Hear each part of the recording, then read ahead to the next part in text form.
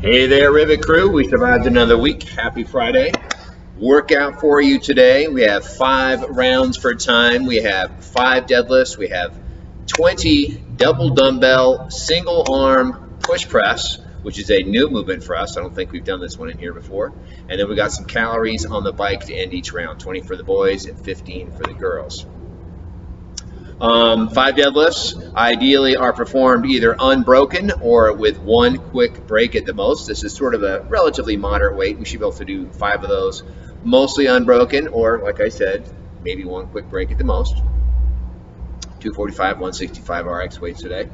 And then we have our 20 double dumbbell 1 arm push press. Let me demonstrate that for you. So we're going to have 2 dumbbells today.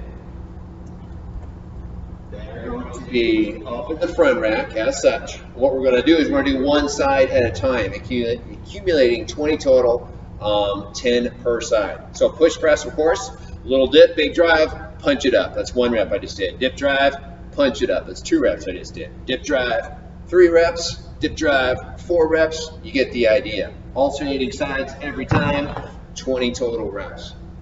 With that particular movement, we're going to try to choose the correct weight and hold on for a full unbroken set. Because these, it's a little bit awkward to pick these up off the floor, get in position and start going. It definitely is a great idea if you can go unbroken on these, great. Maybe one, kind of like the deadlifts, maybe 1 quick break at the most. So choose your weights accordingly there to try and go as unbroken as possible. And then each round finishes on the bike, which I would highly recommend not sprinting on, but doing a nice kind of steady pace so you can get off the bike and go right back to the deadlifts. And ideally going unbroken or relatively unbroken on both of our weighted movements today. So don't push it too hard on the bike. Try to go harder on the weighted movements, looking for unbroken. Looking at 15 to 20 something minutes today in the workout. And 2 things I'll mention real quick. Body-wise, are looking for fast lockouts on both the deadlifts and the push press. So our deadlifts, of course, we can lift the bar to the knees and then slowly work through that last little part of the lift coming up to full extension. Or we can get to the knees and then really think about driving those hips forward hard and squeezing the butt, right? Kind of driving the hips forward. So we can get to the knees and then bam, really drive those hips forward, squeeze the butt hard, and this really makes that last little bit of the lift more efficient. So we're looking for a fast, aggressive lockout on our deadlift. So push those heels flat on the floor, right? Get the bar to the knees and then boom, drive those hips forward. And this also ensures that you actually get to the full RX finish position, which is fully locked out, right? Knees are straight, hips are fully open, and the shoulder is behind the bar. Bar is right here.